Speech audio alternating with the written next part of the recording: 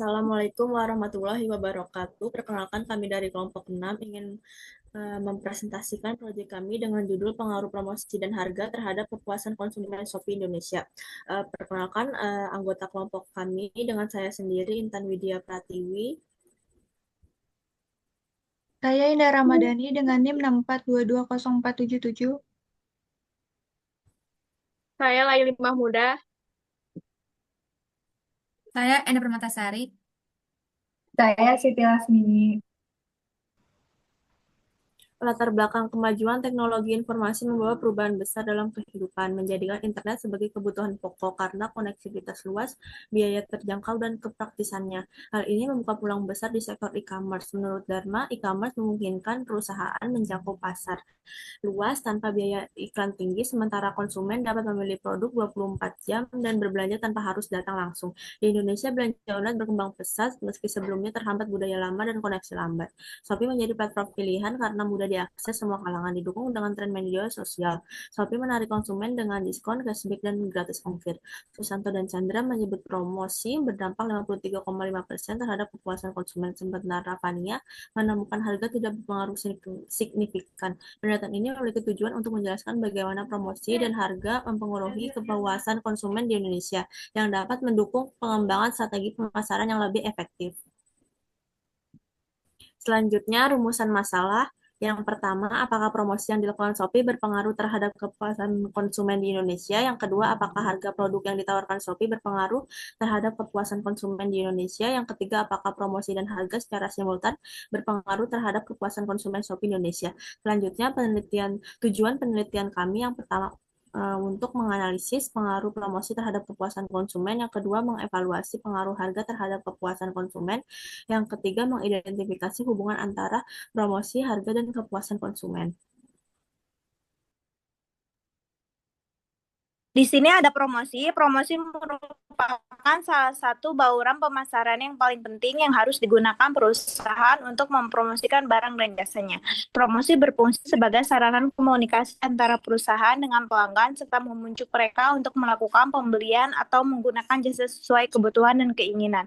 Bentuk-bentuk promosi menurut Rahmatika dan Mediawati 2020 dapat meliputi periklanan, promosi penjualan, hubungan masyarakat, penjualan pribadi, dan pemasaran langsung. Di platform e-commerce seperti Shopee, promosi sering diwujudkan dalam bentuk diskon, gratis ongkir, cashback, dan flash sale. Menurut Yijiptono 2008 dan Yulianto 2020, tujuan utama dari promosi adalah menginformasikan, mempengaruhi, dan mengingatkan pelanggan sasaran tentang perusahaan dan bauran pemasarannya. Di sini ada tujuan promosi. Tujuan promosi yaitu penjualan dapat menggunakan promosi konsumen untuk mendorong ke pembelian jangka pendek atau peningkatan keterlibatan merek pelanggan. Tujuan promosi dagang termasuk mendorong pengecer untuk menjual produk baru dan menyediakan lebih banyak inventaris, membeli lebih awal atau mempromosikan produk perusahaan dan memberikan mereka lebih banyak ruang gerak. Promosi bisnis digunakan untuk memberikan arahan bisnis, meningkatkan pembelian, memberikan penghargaan kepada pelanggan, dan mendorong bisnis. Di sini ada indikator promosi. Untuk indikator promosi yaitu ada 1 pelaksanaan promosi, 2 media promosi, 3 waktu promosi. Selanjutnya, harga. Harga adalah sejumlah uang yang dibebankan kepada konsumen untuk memperoleh produk atau jasa. Menurut Tipjono tahun 2018 dalam Mediti tahun 2020, harga adalah uang dan barang yang dipertukarkan pembeli untuk memperoleh barang dan jasa dari penjual. Perbedaan harga di pasar tradisional, pasar daring, dan pasar digital sangatlah tipis. Di pasar konvensional, pembeli dapat menawar harga, sedangkan di pasar modern atau daring, harga ditentukan dan tidak dapat ditawar. Kesimpulannya, harga adalah sejumlah uang yang dikeluarkan konsumen untuk memperoleh manfaat atau kepemilikan barang atau jasa. Tujuan harga. Menurut Tipjono tahun 2008, tujuan penetapan harga kadang-kadang ditentukan oleh keputusan bisnis dan posisi sebelumnya. Tujuan harga terdiri dari penjaga kelangsungan operasi bisnis dengan mempertimbangkan biaya dan laba yang diinginkan, merebut pangsa pasar dengan menetapkan harga rendah, mengejar keuntungan melalui harga yang bersaing, serta mendapatkan return on investment dengan menetapkan harga tinggi untuk menutup biaya investasi. Di tengah persaingan dan banyaknya produk di pasar, produk yang telah memperoleh mangsa pasar harus dipertahankan dengan menetapkan harga yang tepat. Selanjutnya ada indikator.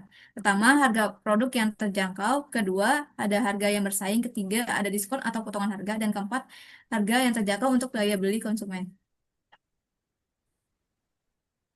Selanjutnya, kepuasan konsumen.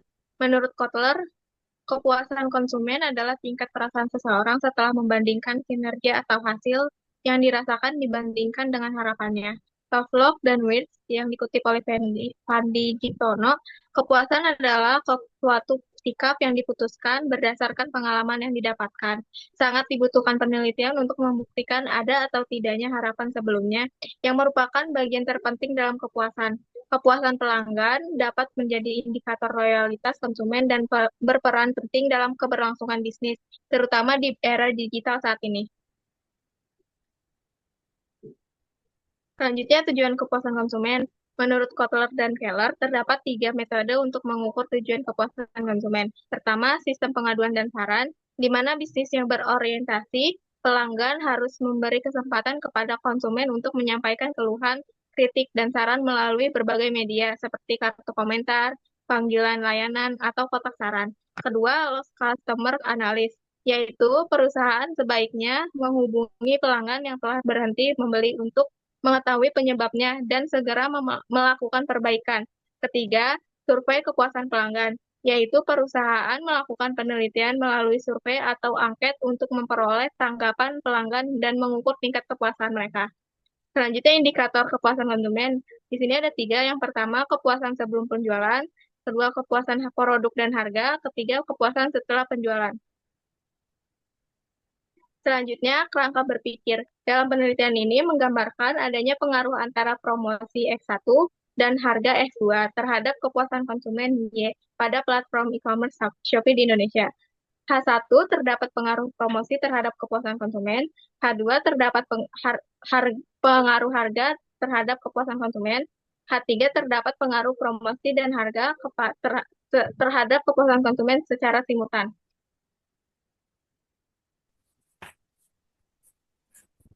Selanjutnya, metode penelitian kelihatan ini menggunakan pendekatan kuantitatif untuk menganalisis pengaruh promosi dan harga terhadap kepuasan konsumen di Shopee. Data primer dikumpulkan melalui kuesioner kepada 120 responden yang merupakan pengguna aktif Shopee di Indonesia. Populasi penelitian ini adalah seluruh pengguna Shopee di Indonesia yang pernah berbelanja.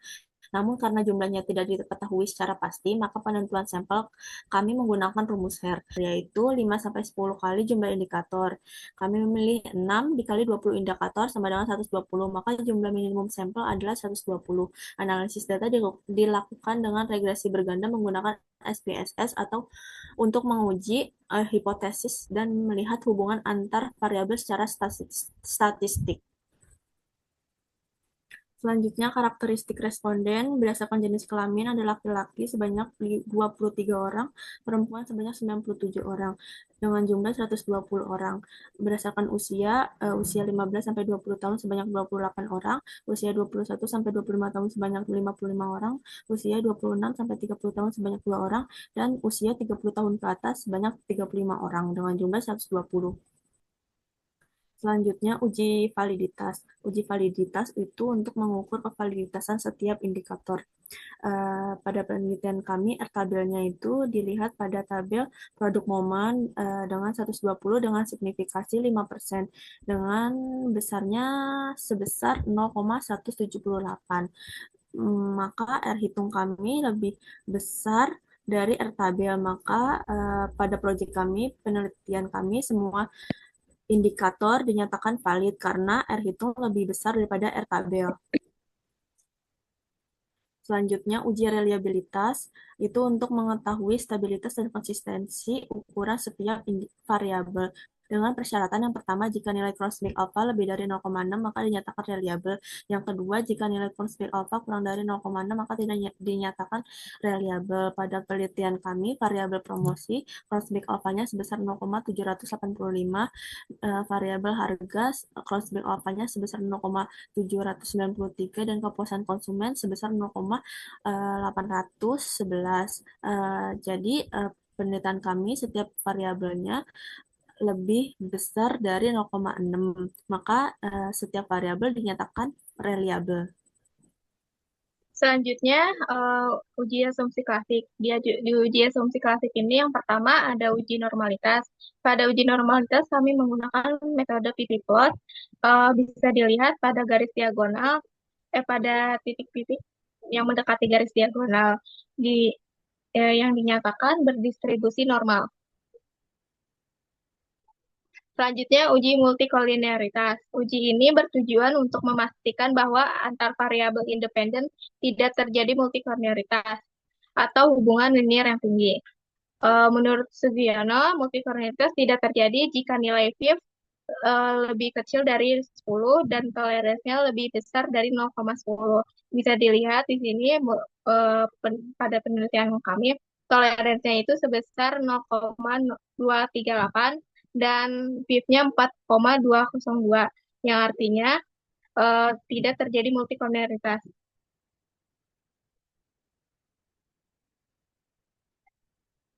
Selanjutnya, uji heteroskedastisitas.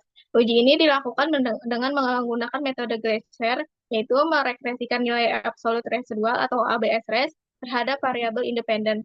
Menurut Ghazali, jika nilai signifikannya lebih besar dari 0,05, maka data tidak mengalami heteroskedastisitas. Berdasarkan hasil pengujian, SIG-nya pada penelitian kami ini 1,000, yang artinya di atas 0,05, maka tidak terjadi heteroskedastisitas.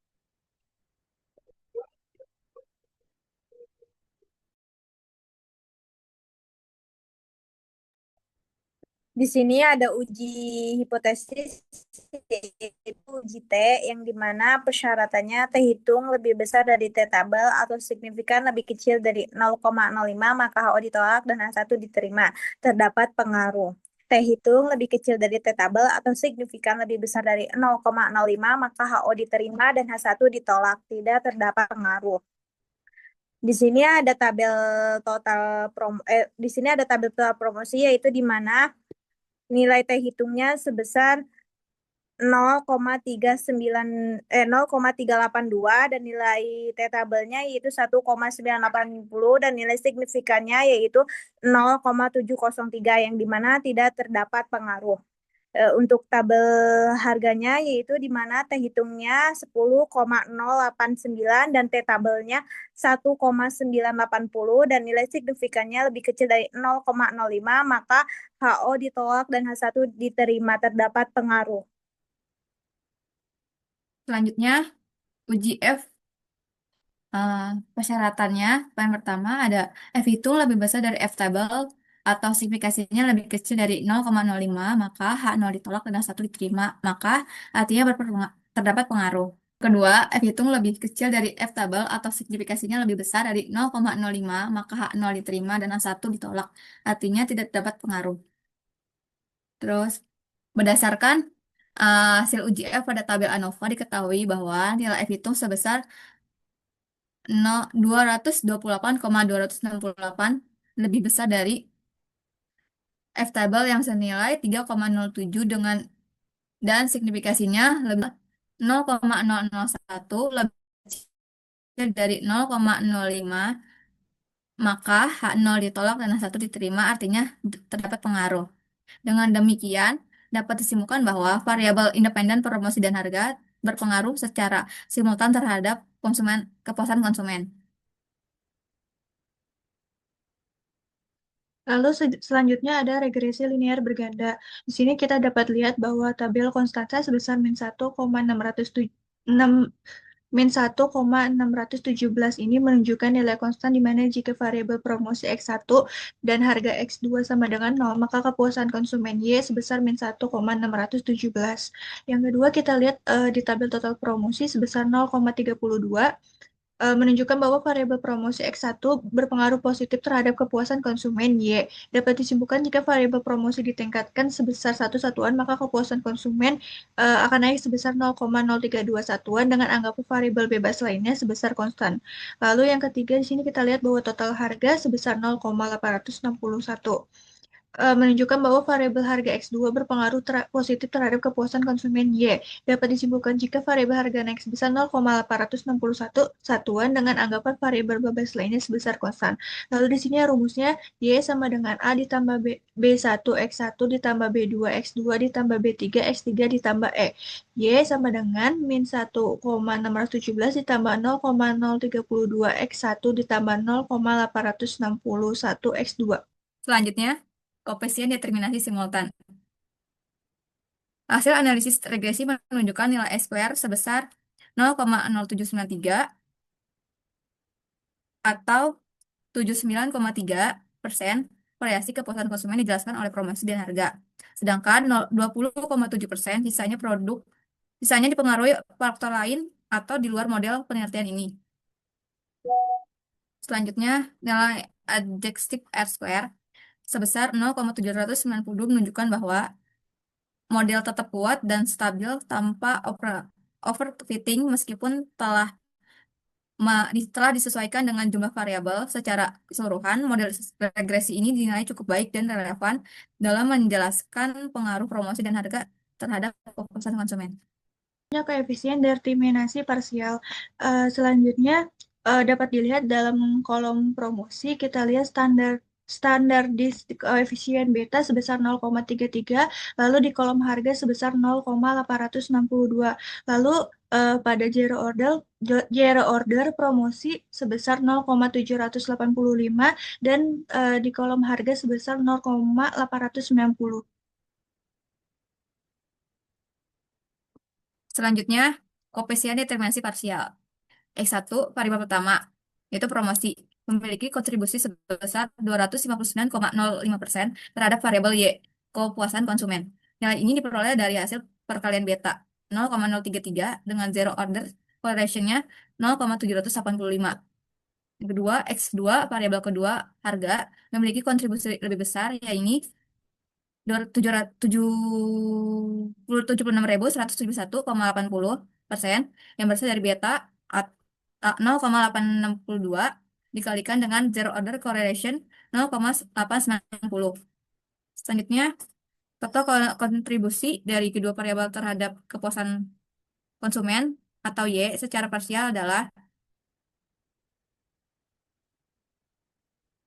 7.930,85%. Angka ini menunjukkan berapa besar bagian variasi dari Y atau kepuasan konsumen yang dapat dijelaskan dari X1 dan X2, promosi dan harga, secara individu atau parsial, bukan secara simultan, dan sisanya. Lalu selanjutnya ada pembahasan hasil penelitian. Yang pertama, pengaruh promosi terhadap kepuasan konsumen.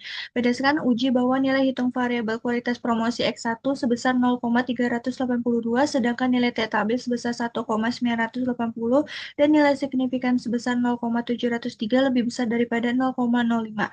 Maka dapat disimpulkan bahwa T hitung lebih kecil daripada T-tabel, maka H0 diterima dan H1 ditolak, yang berarti variabel promosi tidak berpengaruh signifikan terhadap kepuasan konsumen Shopee di Indonesia. Yang B, pengaruh harga terhadap kepuasan konsumen. Berdasarkan tabel didapati bahwa nilai T hitung variabel harga X2 sebesar 10,89, sedangkan nilai T tabel sebesar 1,980 dan nilai signifikansi sebesar 0,01 lebih kecil daripada 0,05, maka dapat disimpulkan bahwa T hitung lebih besar daripada T tabel.